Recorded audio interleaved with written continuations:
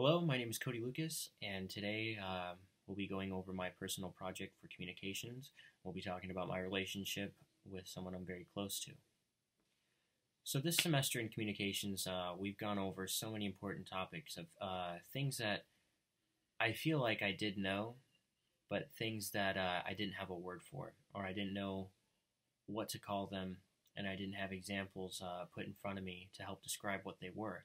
So before we begin, I'd like to thank Mr. Joseph Ortiz for bringing all these things to light for me and kind of making things a lot more clear about myself and other people and how we communicate with each other. Now, I've known many people in my life and in my travels, so when we were given this assignment to discuss a relationship with someone very close to us, I knew who it had to be. Now, everyone knows the classic cousin relationship, whether it be your mother's brother's son or your father's sister's daughter, everyone's been there. And let me say, when this topic comes into mind, there's one shining star that comes into my head, and that would be my cousin Joey Martini, who lives in Italy, but he's here constantly. He visits a lot. So over my 20 years, I've had quite a handful.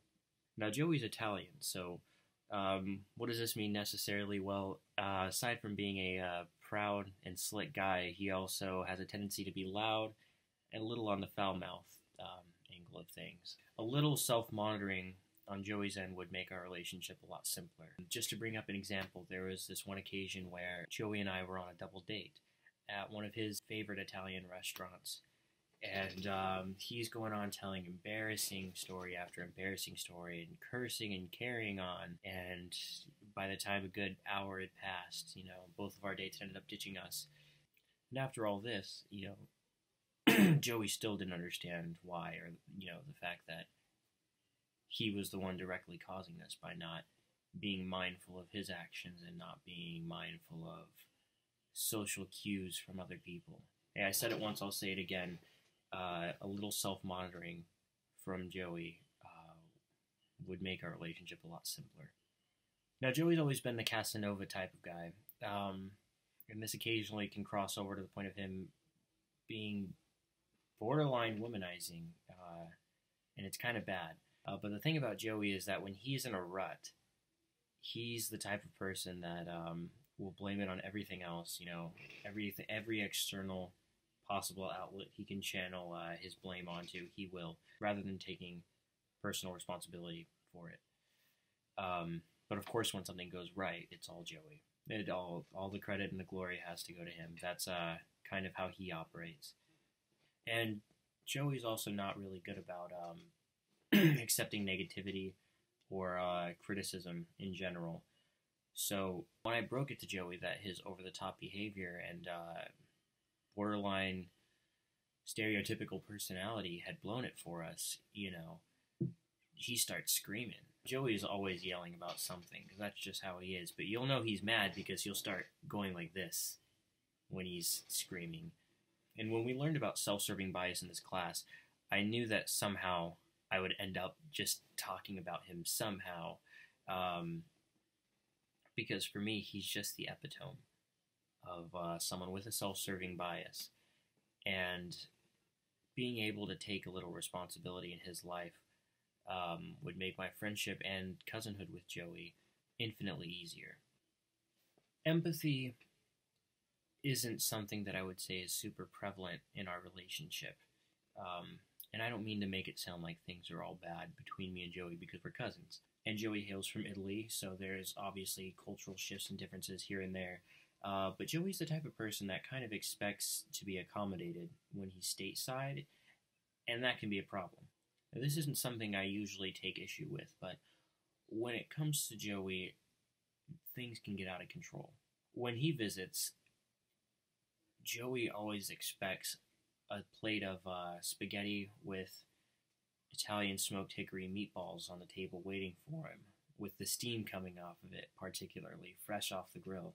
And when you don't do that for him, because that's just what he's used to, you end up with an issue. Empathy is so essential to a relationship because it's important to be able to support one another if you expect your friendship or relationship to prosper and continue. So the fact that Joey doesn't really take other people's wants and needs into account half the time complicates things. I understand Joey's.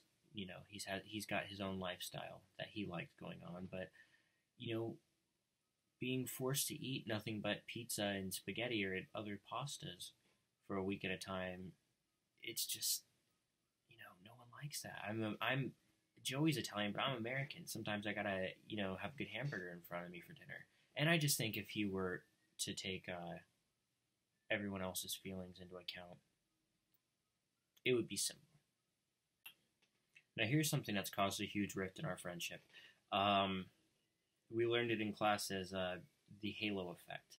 Now, the halo effect is something that I almost think has been playing on loop throughout Joey's entire life. Joey's a mama's boy, and he knows it.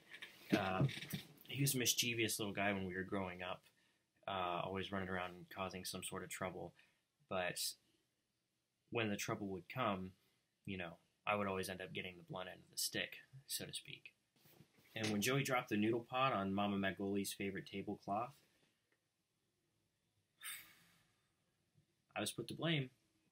Now, Joey's always known when to play his cards and when to hold them to his chest, but it's not always that the rest of the famiglia, as he would call it, are in on the scheme. And now they don't always know what he's up to. Mama Magoli sees him, and she thinks he's her sweet little Italiano boy.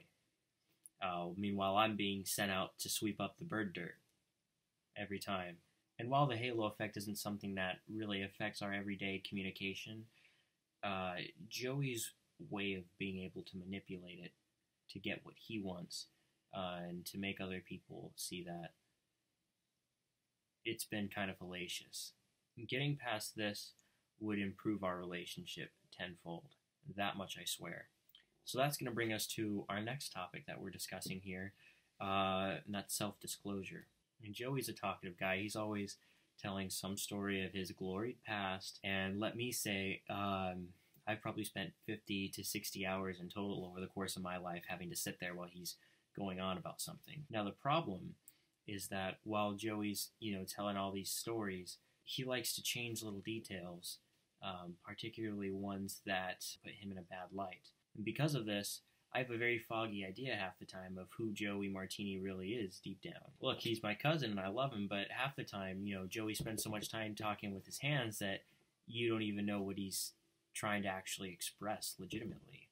Now, I honestly think that he does this on purpose to kind of avoid people knowing, who he really is or how he really thinks. It's kind of a defense mechanism so he feels less vulnerable. I think if Joey could be more real with me and himself and allow me to be more real with him, who knows how close the two of us could grow. So that's my relationship with my cousin Joey Martini from Italy. After thinking about all this, I feel like I kind of understand how we can work together to make things better moving forward. Again, I want to reiterate, after having said all this, Joey and I are cousins. We're really close. We're practically brothers. But I think if Joey was just a little more conscious of the way that he was acting and I was more accepting of his very eccentric personality, I think our friendship would benefit greatly. That's all I have to say about Joey. And hopefully one day I can proudly say that things have changed and that things are better. For now, that's all I've got to report here. Thanks for a great semester, and have a good one. Goodbye.